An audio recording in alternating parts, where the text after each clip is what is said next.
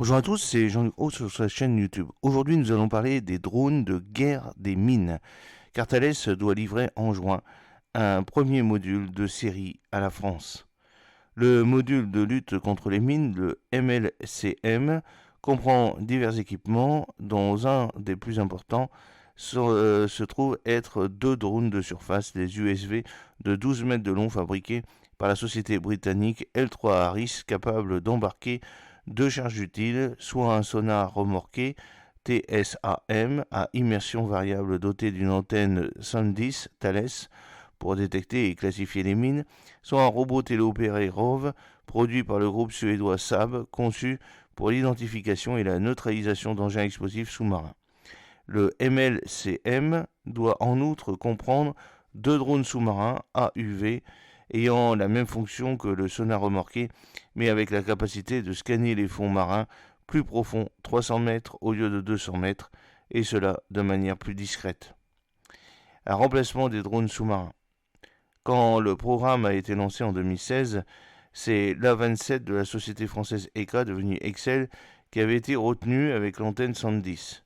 Mais cet AUV est désormais obsolète et sa fin de vie est prévue en 2026.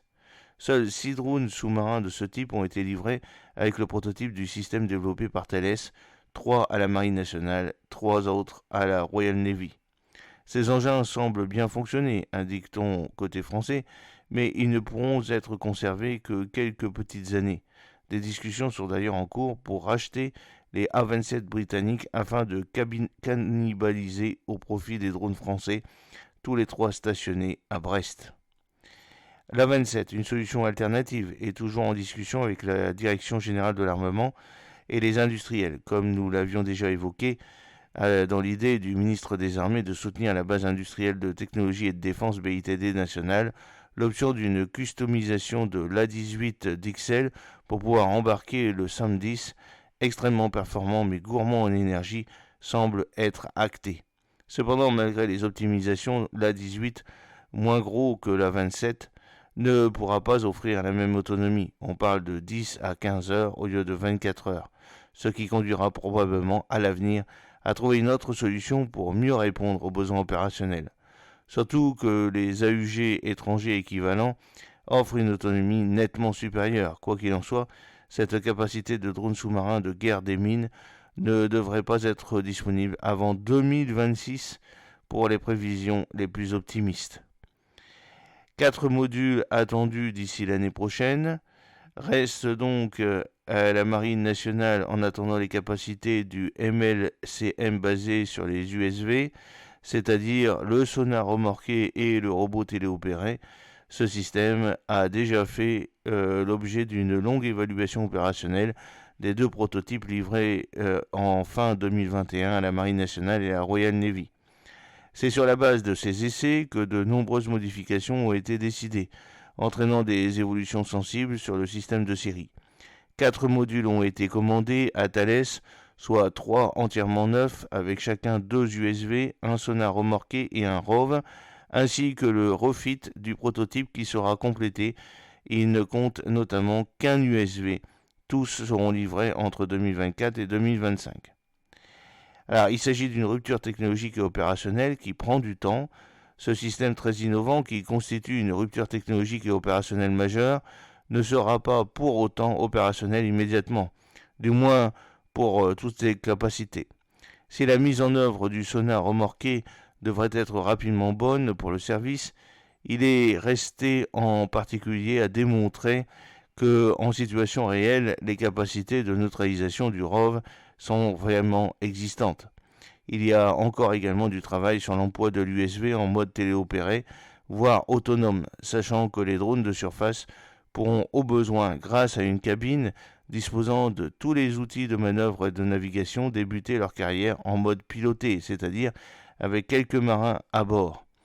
Du chemin reste donc ainsi à parcourir avant que le dispositif soit complètement mature, ce qui est assez logique compte tenu de la complexité d'un tel projet représente. Ce concept de guerre des mines dronisée donne d'ailleurs du fil à retordre à d'autres industriels, à l'image par exemple d'Excel, de Naval Group dans le cadre du programme des nouveaux chasseurs de mines belgeo-néerlandais. dont la tête de série va accuser 8 mois de retard les nouvelles concernant le développement du système de drone qui équipera ces bâtiments étant distillé pour le moins parcimonieusement.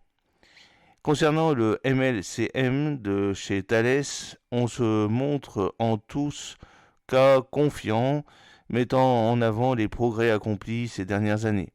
Quant aux marins, ils attendent avec impatience le premier module de série avec toutes les modifications actées. Ils reconnaissent déjà des points très positifs comme les performances exceptionnelles du sonar ou encore le poste opérationnel POC qui permet de gérer l'ensemble du système. Participer à la sécurisation des chenaux brestois à partir de 2025.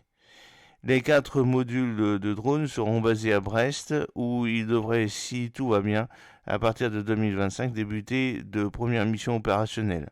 Avec d'abord la sécurisation des chenaux d'accès à la base navale de Brest et celle de Lingdong qui abrite les sous-marins nucléaires lanceurs d'engins SNLE.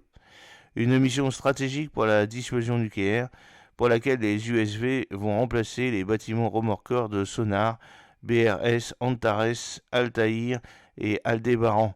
Unité de 28 mètres dotée d'un sonar remorqué DUBM-44 prédécesseur du TSAM mis en service entre 1993 et 1995 et qui doivent être désarmés en 2025-2026.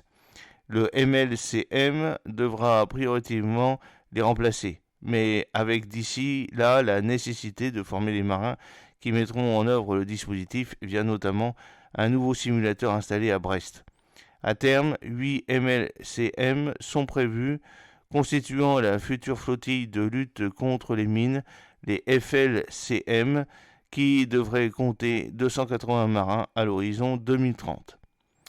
Alors, il y a aussi les embarquements sur les futurs BGDM. Dans un second temps, les modules par ailleurs conçus pour être aérotransportables et donc projetés rapidement à l'étranger auront vocation à embarquer sur les futurs bâtiments de guerre des mines, les BGDM. Ces derniers seront développés sur la base des navires belgeo-néerlandais en étant adaptés pour un système de drones différent. Normalement, le programme BGDM, dont la Marine nationale espère 6 exemplaires afin de remplacer ses actuels chasseurs de mines tripartites, les CMT, doivent être notifiés cette année, sauf si les économies budgétaires exigées actuellement aux différents ministères pour contenir la dette française font encore glisser la commande qui devrait être passée en 2023. Compte tenu des retards, les marins ne s'attendent plus à pouvoir mettre en service les premiers des futurs BGDM avant 2029. 3 autres devant suivre entre 2030 et 2032, puis les 2 derniers, s'ils sont confirmés dans la prochaine LPM en 2030 et 2035. 4 doivent être basés à Brest, les 2 autres étant stationnés à Toulon. Alors c'est un nouveau prolongement en vue pour les CMT. De ce fait, le nouveau prolongement des CMT encore en service est à l'étude. Pour mémoire, la flotte française a armé jusqu'à 13 bâtiments de ce type, dont 3 ex-belges. Le format étant ramené à 11 unités en 2010, la Marine nationale n'en compte aujourd'hui plus que 8 après le retrait du service des Eridan 1984-2018, Cassiopée 1984-2022 et Orion 1986-2023. Opérationnelle depuis 1984, l'Andromède devrait suivre cette année, mais elle reste finalement en flotte. Car compte tenu du retard pris par les BGDM, mais aussi du caractère stratégique de la guerre des mines, surtout dans le contexte géostratégique actuel, l'idée est maintenant de conserver l'essentiel des CMT encore opérationnels jusqu'en 2030, les derniers devant être mis à la retraite en 2032. J'espère que cette petite vidéo vous a plu. N'oubliez pas de cliquer sur le pouce pour la promouvoir, de vous abonner si ce n'est pas encore fait et de partager cette vidéo sur vos réseaux sociaux. A très bientôt, fidèlement, Jean-Luc O.